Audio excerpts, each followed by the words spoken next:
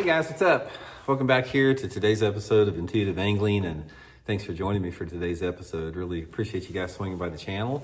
And guys, today I want to explain to you why 90% of the bass anglers out there or more, they work a jerkbait wrong. They're catching fish on it, don't get me wrong. You know, what they're doing is probably working a little bit, but I can promise you guys, they're working the jerkbait wrong, and they would double the amount of bites they get if they just learn how to work a jerkbait in the correct manner.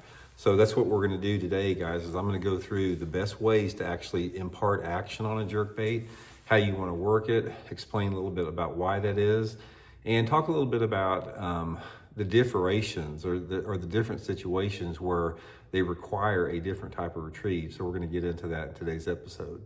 And also, guys, speaking of jerkbaits, I will put the Megabass Jerkbait link in the description of this video. You guys know that I've worked with Megabass since 1992. I helped design the Megabass Vision 110 back in the late 90s. Best jerkbaits on the market, second to none. The components and the quality of the components and the constructions of those jerkbaits, they set the bar for any company out there. So I'll put the link in the description. And also, guys, if you're interested in booking an on-the-water jerkbait lesson with me, you can do that by going to my Facebook page, Randy Blaukat Professional Angler, and shoot me a private message. Right now is a great time to book a lesson on either Table Rock Lake or Stockton with me. So all that stuff's in the description of the video. Really appreciate that.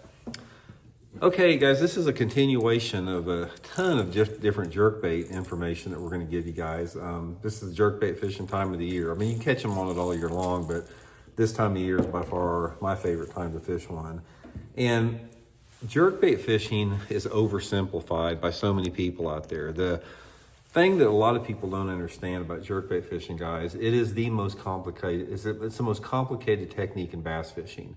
There are more variables involved in jerkbait fishing in terms of the jerkbait size, the profile, the color, the cadence, the retrieve, the equipment that you throw it on, situational differences. It just goes on and on. It is the hardest technique to master. And I'm not saying that you can't go out and catch a few fish on it if you're not a master of the technique, but there's a difference between catching a few fish on a jerkbait and whacking them on a jerkbait. And a lot of it has to do with how you retrieve the jerkbait. And most anglers do not retrieve a jerkbait the right way because for a lot of different reasons. First of all, they don't use the right equipment. And we've talked about this before. This is nothing new, guys. If you follow the channel here, you don't ever want to use a bait caster on a jerkbait. The only bait caster that you ever want to use is if you're using a big giant jerkbait like that big 7-inch Canada or some jerkbait that weighs over an ounce, saltwater type application. Other than that, every single jerkbait that Megabass makes, which is over a dozen, I fish every one of them on a spinning rod.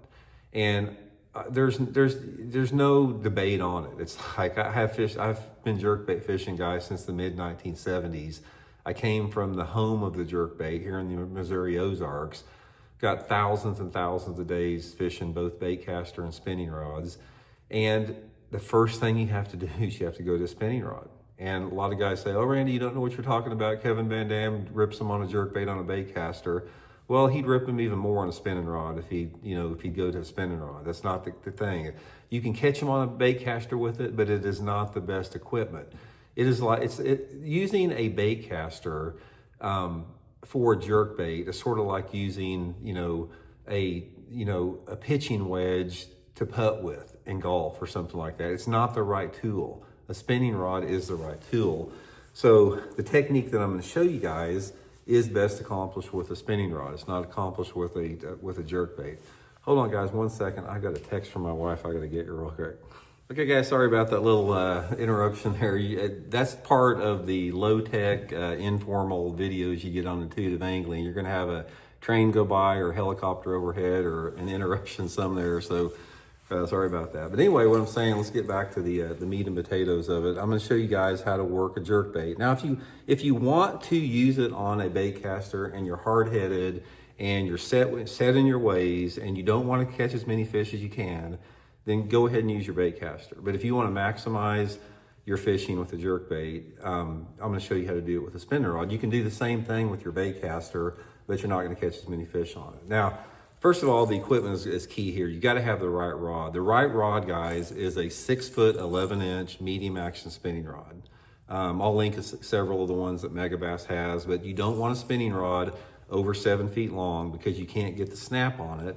And you don't want one that's really shorter than 6'11" or 6'10" because you can't get the distance on it. The 6'11" is key with the medium action tip. It's really critical that you have this nice medium action tip on it. You don't want a rod that is too stiff for a spinning reel or spinning rod. It's okay if it's a little, it's okay if it's a little bit more flimsy than it is stiff, but you do not want a stiff tip for a jerk bait. You're gonna lose a lot of fish on it. It's just not the best way to throw it.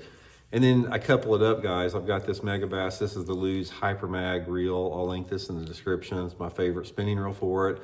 Well, if you do get a spinning reel for a jerkbait, make sure you get the 3000 series spool. The 3000 series spool, it'll take up more line and you can make a longer cast. Don't get a 2500, get the 3000 series. And then with the line, guys, I'm using anywhere between 6 to 10 pound test, straight fluorocarbon, Seagar and Vizex fluorocarbon. Never use braid on a jerkbait. Never use braid to fluorocarbon or mono. Straight fluorocarbon line is the way to deal with it. Okay, now let's talk a little bit about the retrieve. That's the whole gist of this video. Most people that fish a jerkbait, guys, this is what they're doing. They're going jerk, jerk, pause, jerk, jerk, pause, jerk, jerk, pause. Okay, now if you're one of those guys that are fishing your jerkbait like this, you're basically, it's sort of like it's sort of like you're in first grade or kindergarten if you do that. I'm not saying you can't catch some fish doing that, but that is a very basic, elementary, kindergarten level retrieve, is the jerk, jerk, pause. You jerk, jerk, pause. Most of the time, that technique is going to be something that's going to work if the fish are pretty aggressive. The way that you want to work a jerkbait, more than anything else, depends on your water temperature and your water clarity to some extent. Not necessarily the colder the water, but the colder and the more stained the water is, the more you have to slow it down. And the warmer, the cleaner the water is, the more you have to speed it up. And then everything else is sort of incremental. So there's not one scenario that fits the perfect way to work a jerkbait based upon that water clarity and the water temperature. You sort of have to experiment with a little bit with that. But I divide my jerkbait retrieves up into like 40 and 50 degree water temperature, and then 60 and 70 degree water temperature, and then 70 and more, 70 and warmer. Now, if you're in that zone of 60 to 70 degree water temperature, this is when your jerk, jerk, pause, jerk, jerk, pause. That's when that can work. That's a good retrieve for that water temperature. And if you're in warmer water, that's when you want to go faster. You're going jerk, jerk, jerk, jerk, jerk. You're not really pausing. You're just hesitating for a second, but jerk, jerk, jerk, jerk, jerk. You're trying to get that jerkbait to dart really crazy like that. So that's one thing to remember. But the thing that I want to talk about is the cold water technique. Sorry guys, I got to take one little quick break. I'll be right back. Hey guys, sorry about that. Promise you that's the last interruption we'll have here. So anyway, let's talk about the 40s and 50 degrees. This is the meat of the video. What I want to get in today is how to work a jerkbait and how most people work it wrong when the water's in the 40s and 50s, which is the best time to fish a jerkbait. Anywhere between upper 37 degree water temperature up to like upper 50s is the primo time to fish a jerkbait anywhere.